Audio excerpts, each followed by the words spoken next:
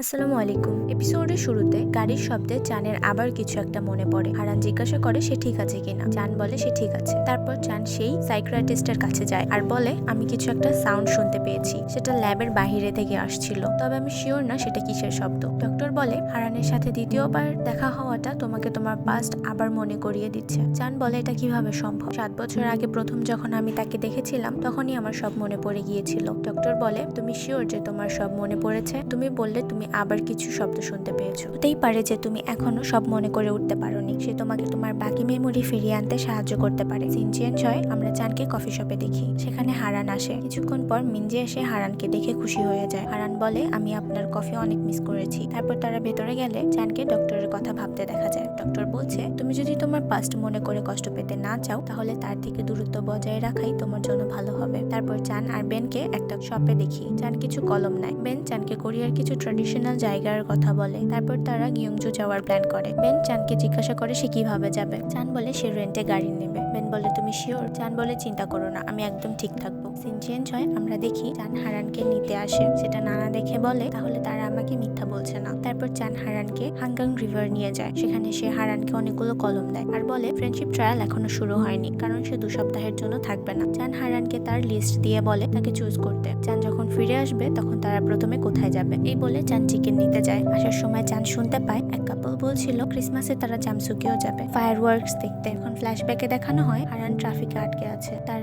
একটা মিটিং আছে দেখে সে গাড়ি থেকে নেমে হেঁটে যাচ্ছিল। তখন একটা মিউজিক শুনে থেমে যায়। তখন হারানের মনে পড়ে সে তার বয়ফ্রেন্ড কাংইয়ক চানকে তার ইনসমনিয়ার জন্য এই মিউজিকটি শুনতে বলেছিল। প্রেজেন্টে চান এসে হারানকে বলে চলো যাওয়া যাক। চান দুটি সাইকেল নিয়ে আসে আর বলে আমরা এখন জামসুকিও যাব। হারান যেতে চায় না। তখন চান বলে তুমি সাইকেল চালাতে পারো না বললেই হয়, এতে লজ্জা পাবার কিছু নেই। হারান বলে এমনটা নয় যে আমি পারি না। তারপর সে রাজি হয়। তখন চান বলে নর্মাল ভাবে গেলে বোরিং লাগবে, চলো বাজি ধরা যাক, যে লাস্টে পৌঁছাবে সে ট্রিট দেবে। তারপর তারা সেখানে পৌঁছায়। তখন হারান বলে আমি জিতেছি তাই তুমি ট্রিট দেবে। সিন চেঞ্জ হয়, আমরা দেখি হাদাম হারান এবং হায়ংকে বলছে আজ ইউগিয়ম আসবে, তাই যাতে তারা লেট না করে। তারপর হাদাম স্কুলে যায়। গিয়ে দেখে হানসোরা নামের এক মেয়ে ইউগিয়মের থেকে তার নাম্বার চাচ্ছিল। ইউগিয়ম বলে আমি তোমাকে কেন আমার নাম্বার দেব? হানসোরা বলে কারণ আমার তোমাকে ভালো লাগে। ইউগিয়ম বলে আমার তো তোমাকে ভালো লাগে না, আমার গার্লফ্রেন্ড আছে। তখন হাদাম চলে আসে আর জিজ্ঞাসা করে সে মেয়েটাকে চেনে কিনা। ইউগিয়ম না বলে তার ফ্রেন্ডের সাথে প্র্যাকটিসে চলে যায়। তারপর হারানকে দেখানো হয় সে অফিসে ছিল। তখন নানা ফোন দিয়ে বলে সে একটি মিটিং এ ভুল মেটেরিয়াল নিয়ে গিয়েছে, হারানকে জলদি যেতে বলে। হারান বাইরে এসে ট্যাক্সি পায় না।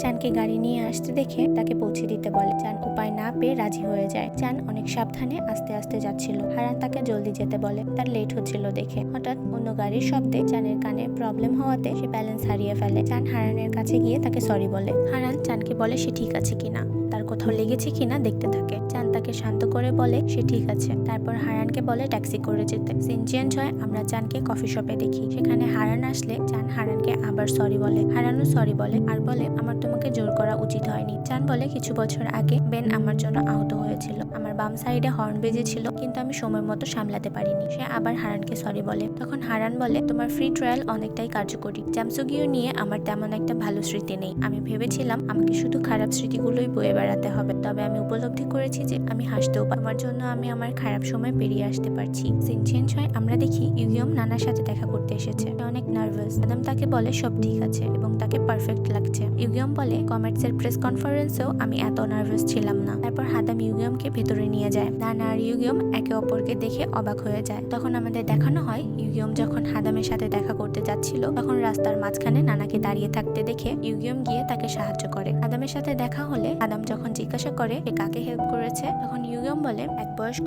রাস্তার মাঝখানে দাঁড়িয়ে ছিল, তাকে দেখে মনে হচ্ছিল তার ডিমেনশিয়া আছে, মানে ভুলে যাওয়ার রোগ। প্রেজেন্টে দেখানো হয় নানা গিয়ে ইউগিয়মকে জড়িয়ে ধরে বলে আদাম কিছু জানে না, তাই তুমি এমন ভাব করো যেন তুমি আমাকে কখনো দেখোনি। তারপর তারা ডিনার টেবিলে বসে হারান এবং হায়ং এর জন্য অপেক্ষা করছিল। আদাম তাদের ফোন দিয়ে পায় না। তখন আদাম দেখে ইউগিয়ম ঘামছে। তখন ইউগিয়ম বলে আমি অন্য কোনো দিন আসবো। তারপর সে চলে যায়। আদাম তার পিছে যেতে নিলে দেখে হারান এবং হায়ং আসছে। তারা লেট করার জন্য সরি বলে। আদাম রেগে গিয়ে চলে যায়। তারপর নানাকে দেখানো হয় সে সেই ইনসিডেন্টের কথা ভাবছে। আমাদের দেখানো হয় নানার রাস্তা পার হতে গিয়ে হঠাৎ থেমে যায়। তখন ইউগিয়ম আসলে তার জ্ঞান আসে। ইউগিয়ম জিজ্ঞাসা করে সে কোথায় যাবে। নানা বলে তার মনে নেই সে কোথায় যাবে। তখন ইউগিয়ম তাকে চিন্তা করতে না করে আর বলে গ্রিন লাইট হলে তারা একসাথে রাস্তা পার করবে। সিন চেঞ্জ হয়, আমাদের নানার অফিসের সিন দেখানো হয়। হায়ংকে চামিনের সাথে লাঞ্চ ডেটের প্ল্যান করতে শোনা যায়। তখন তেসুক পিছন থেকে হায়ংকে ডেকে বলে নানা তাকে ডাকছে। হায়ং বলে আগের বার আমি গিয়ে দেখেছিলাম সে ছিল না, তুমি আমার সাথে প্র্যাঙ্ক করছো না তো? তেসুক বলে আমি ডেট ভুল করেছিলাম, আপনাকে আজ ডাকছে। তখন হায়ংকে আবার প্ল্যান ক্যান্সেল করতে হয়। তারপর আমরা দেখি নানা একটা আলমারি খুলে কিছু একটা দেখছে। হায়ং এসে নক করাতে নানা জলদি করে সেটা বন্ধ করে দেয়। হায়ং এসে জানতে চায় নানা তাকে কেন ডেকেছে, কিন্তু নানা বলে সে তাকে ডাকেনি। তারপর আমরা মিটিং এর সিন দেখি। সেখানে চান বলে কস্টিউম টিম মেম্বার সহ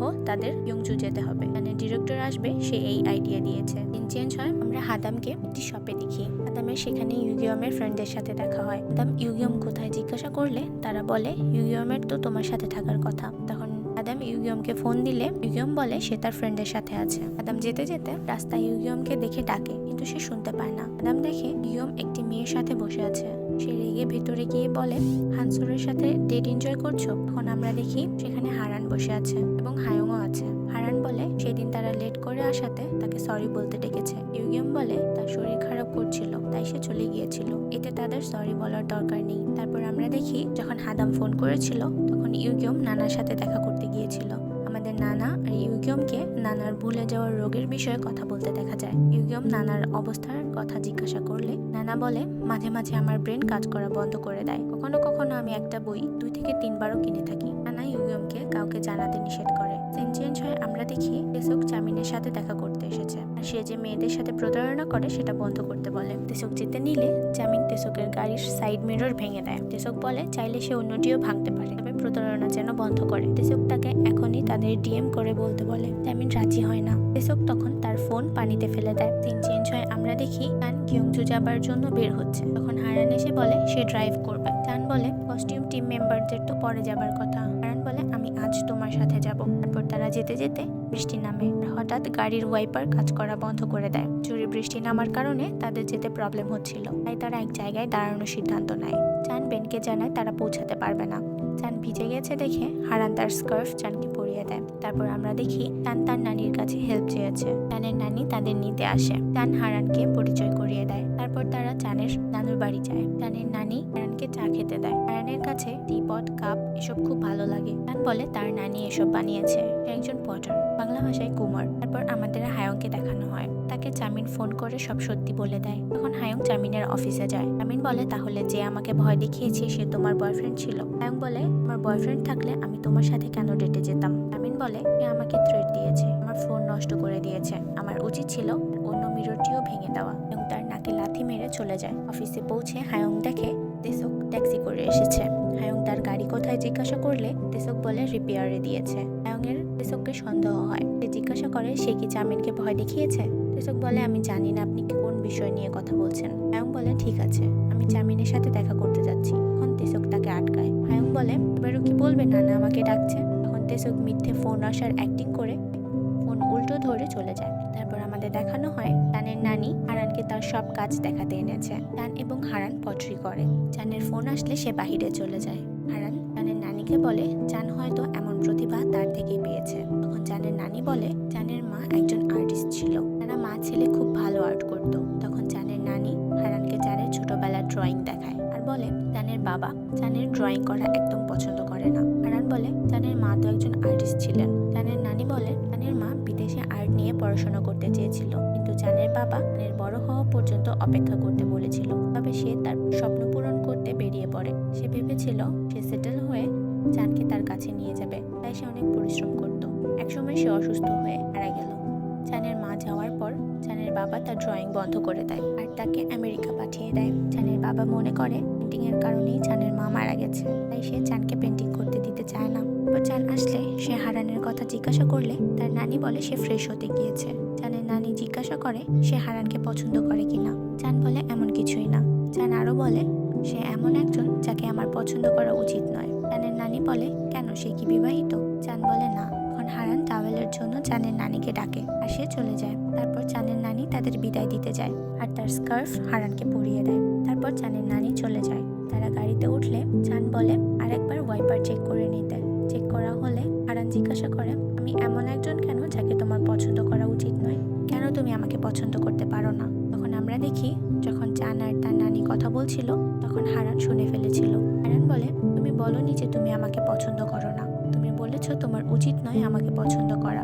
বিষয়টা অদ্ভুত লেগেছে, তাই আমি জিজ্ঞাসা করলাম। তখন চান বলে, আমি যদি তোমাকে পছন্দ করি তাহলে কি সেটা ঠিক আছে? এই বলে চান হারানের কাছে এগিয়ে যায়। আর এখানেই এই এপিসোডটি শেষ হয়ে যায়। আমি এক্সপ্লেনেশনের জগতে নতুন, সবাই সাপোর্ট করে পাশে থাকবেন, লাইক কমেন্ট সাবস্ক্রাইব করে দেবেন। আর আপনি যদি চান আপনার পছন্দের ড্রামা আমি এক্সপ্লেন করি তাহলে কমেন্টে বলে যাবেন। ধন্যবাদ।